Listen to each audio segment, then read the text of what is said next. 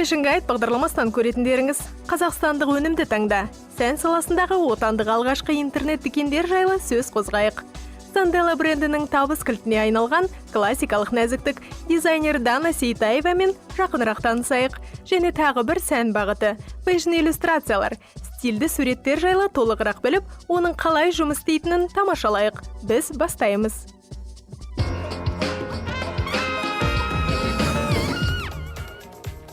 Сіз қаншалықты жиі интернет дүкендеріне жүгінесіз?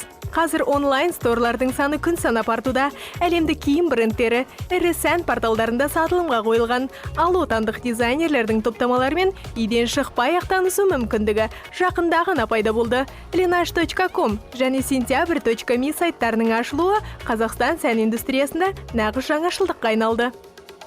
Идея создания интернет-магазина к нам пришла после того, Дизайнерлердің нарығы және киімдерді өткізу орындары өте аз екенін түсінгеннен кейін интернет дүкенін ашу идеясы пайда болды.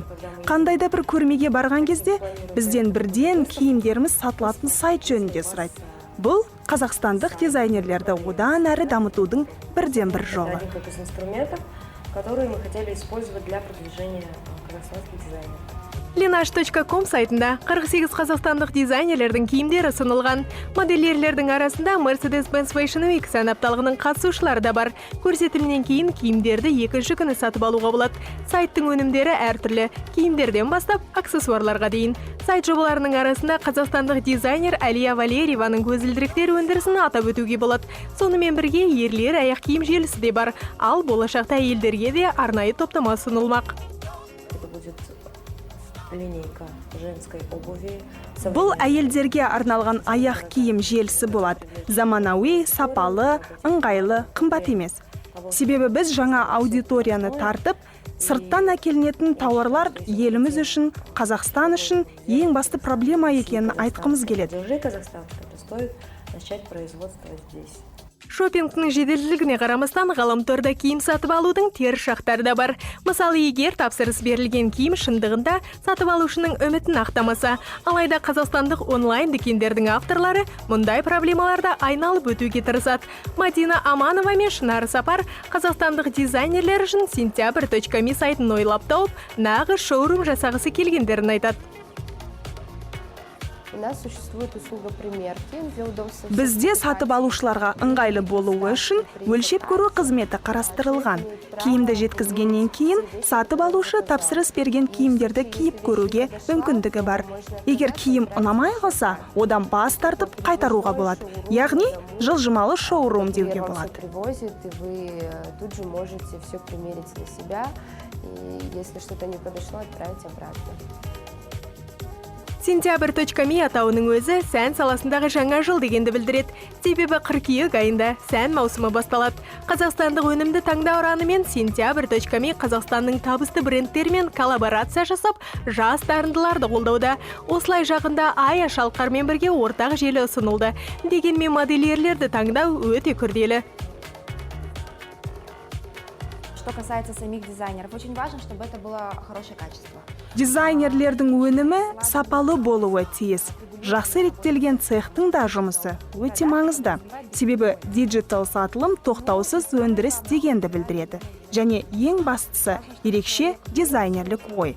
Адам өзінің жұмысына сенімді болып, өз ісін және Қазақстан сән индустриясын дамытуды қолға алуы тиіс. Модную индустрию, да? Но в первую очередь мы говорим именно о казахстанском производстве. Сайттың аудиториясы ауқымды. Киімге тапсырысты тек Қазақстанда ғана емес, шетелде де беруге болады. Қазақстан сән индустриясының жоғары деңгейі мен отандық өндірістің бәсекеге қабілеттілігі сайттың негізін қалаушыларын біріктірген.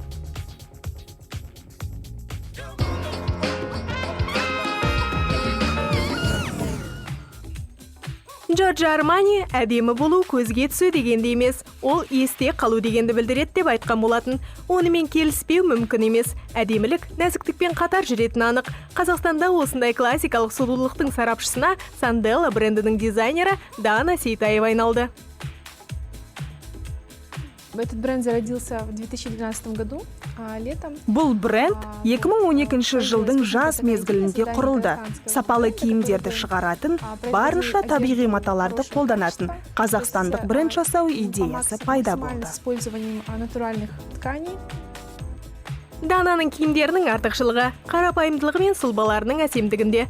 Ұстамды романтикалық образдардың табынушысы шабытты әйгілі Жан Франко Ферре, Макс Мара және Армани сияқты дизайнерлерден алады. Модельер негізге минимализмді ала отырып, басты назарды бөлшектерге аударады. Оларды бірегей маталар мен түстердің гаммасы арқылы байқауға болады. Топтама After the Rain деп аталады. Бұл жаңбырдан кейінгі біздің Алматы, Іле Алатауы.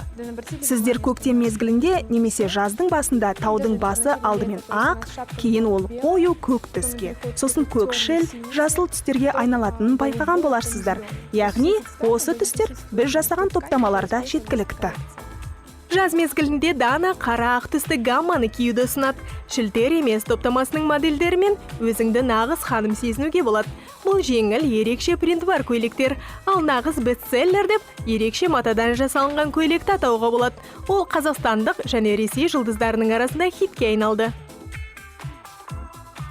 Қарапайым пішім және сапалы мата. Табысты өз-өзіне сенімді әйелдердің назарын аудартады. Дананың айтуы бойынша оның киімдері әсем кербез әйелдерге арналған, ал көйлектердің пішімі дене бітімін әдемі етіп көрсетеді.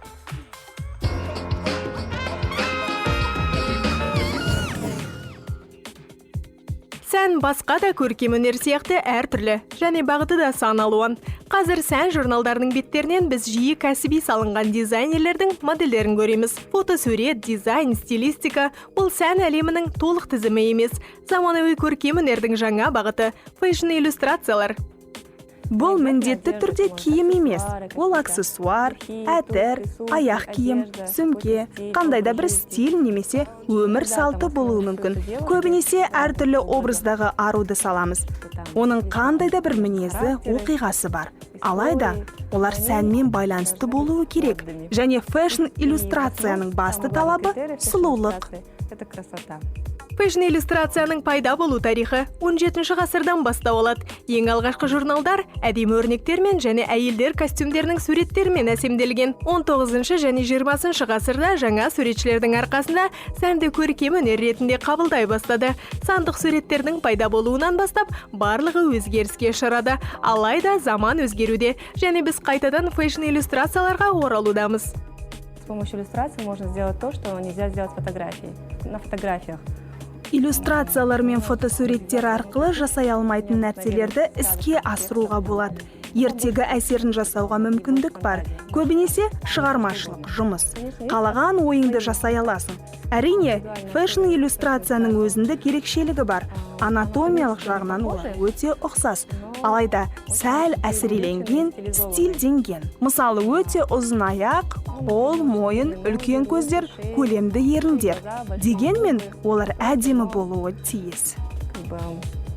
Пропорции нарушены, но они должны быть красивыми.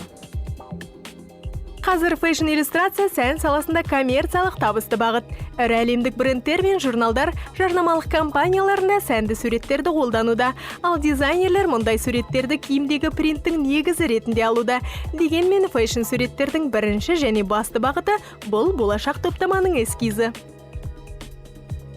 Соңғы кезде ақпаратты менің шеберлеріме дұрыс жеткізудің қиындығына тап болдым. Яғни менде идея бар. Мен оның қандай болатынын елестетемін. Бұл жерде бүктелу керек. Ал мына жерінде тегіс болғаны жөн. Мен шебердің матамен қалай жұмыс істейтінін білмеймін. Ол мен үшін әркез күрделі. Нәтижеге жету үшін иллюстраторлар тек қарандашты ғана емес, бояу мен тушты да қолданады. Иллюстрациялардың стильдері мен тәсілдерінің әртүрлілігіне қарамастан, фэшн суретшілер трендтерді, дизайнерлерді және сәнді бақылап отырулары тиіс. Именно передавать фактуру – это самое сложное фэшн иллюстрация. Фактураны жеткізу фэшн иллюстрацияда ең күрделісі. Ол тәжірибе арқылы іске асады. Оны қайталап, сурет салып отыру керек.